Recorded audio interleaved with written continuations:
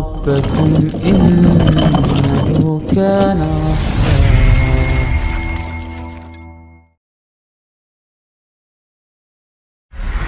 Ada berikutnya, dan ini khusus bagi yang ber-WA ya.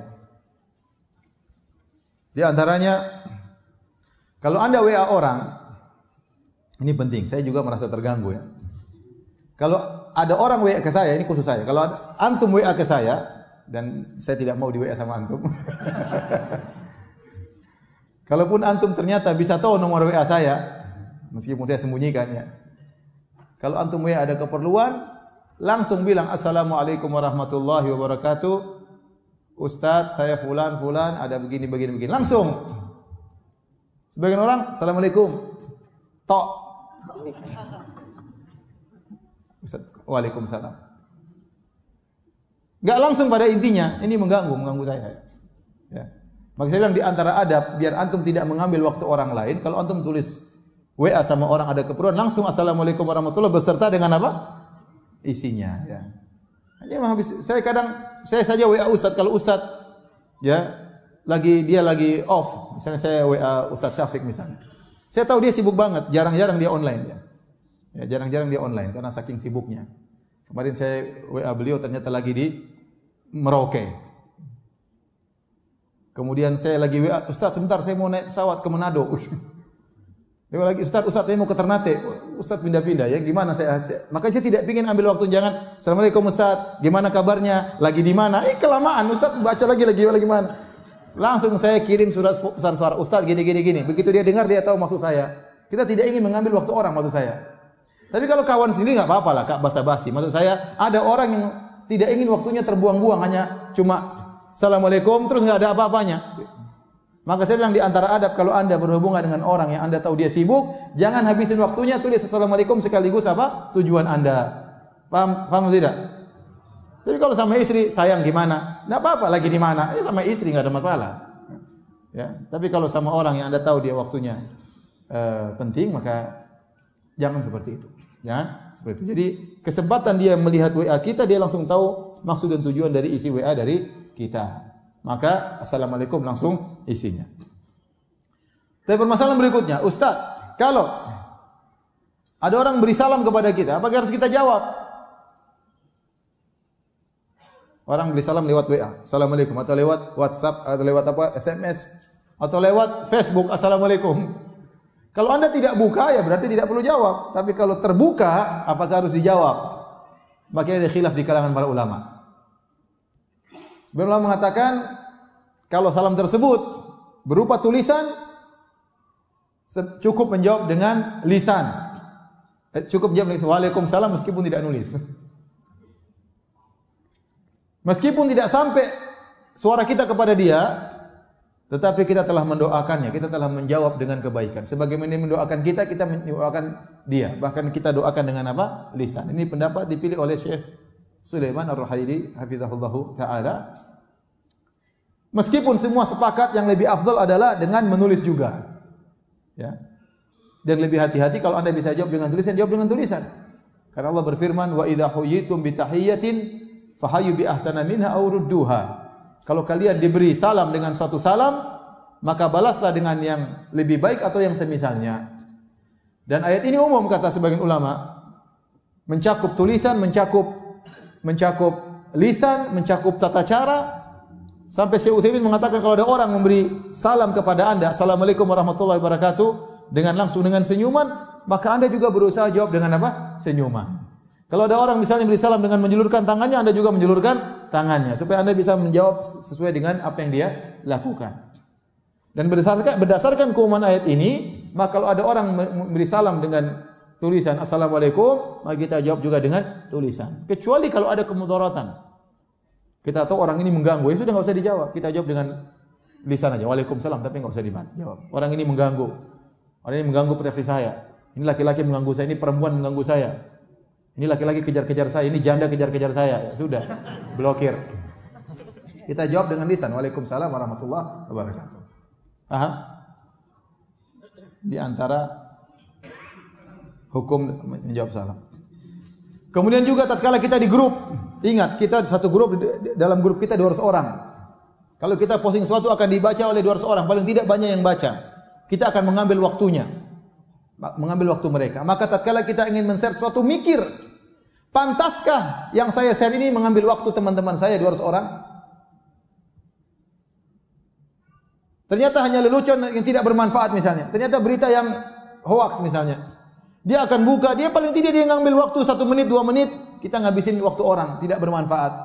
Maka sebelum kita share, kita pikir ini penting atau tidak. Apakah berhak untuk mengambil waktu teman-temanku? Kalau tidak perlu jangan di-share. Tidak semua yang ada di benak kita share. Tidak ada semua di benak kita share. Tidak ada yang semua yang sampai kepada kita share. Jangan latah. Ya. Jangan latah. Kata Nabi SAW, kafa bil mar'i kadiban an yuhadditha bi kulli ma sami'. Cukuplah seorang dikatakan pendusta kalau dia menyampaikan seluruh yang dia dengar. Maka sama, cukuplah seorang dikatakan pendusta kalau dia men-share semua yang dia dapat. Tidak semua yang kita dapat kita share. Kalau ada share, ada berita datang kepada kita, pertama kita cek benar atau tidak. Datang dari jalan yang terpercaya atau tidak. Ya, sekarang berita ngawur-ngawur, banyak ngawurnya.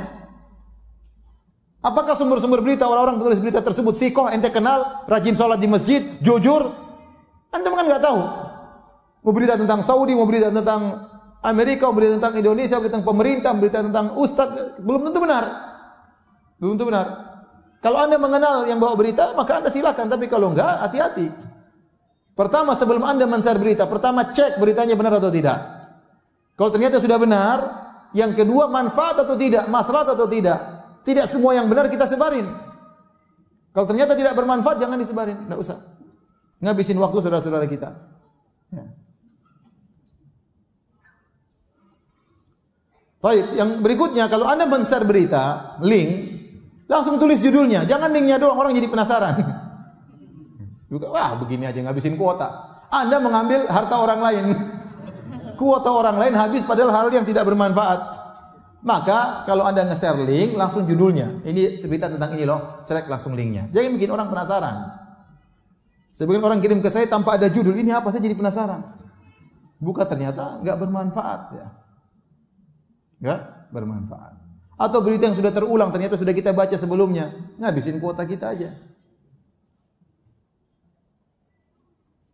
Kemudian juga tatkala kita di grup ingin beri faedah, jangan terus-terusan kirim faedah.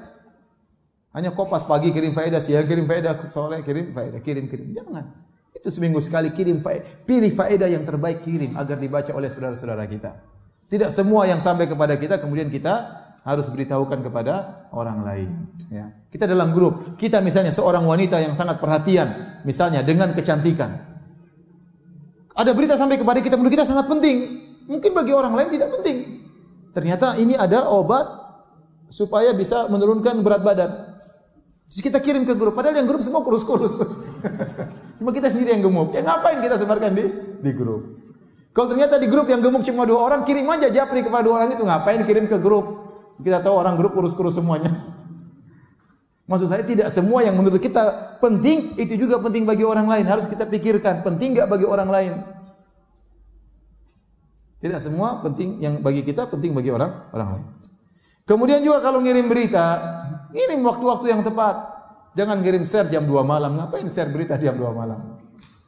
Biar orang tahu ini lagi sholat malam.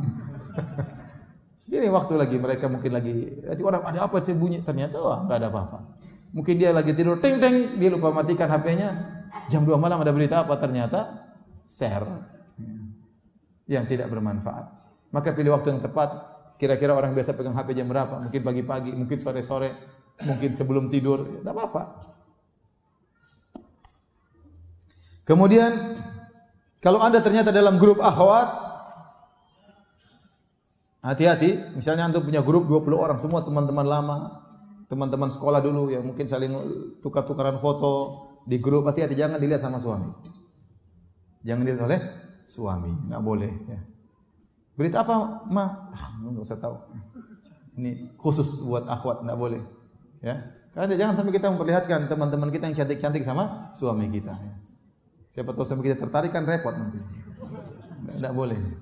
Rasulullah SAW mengatakan dalam hadisnya, la tubashirul mar'atul mar'ata fatan'atuha li zawjiha ka'annahu yanzuru ilaiha. Janganlah seorang wanita bertemu dengan wanita lain Kemudian dia pulang ketemu suaminya, dia ceritain, "Mas, tadi saya ketemu perempuan gini. Seakan-akan sang suami lihat langsung wanita tersebut. Ini tidak boleh oleh Nabi sallallahu alaihi wasallam.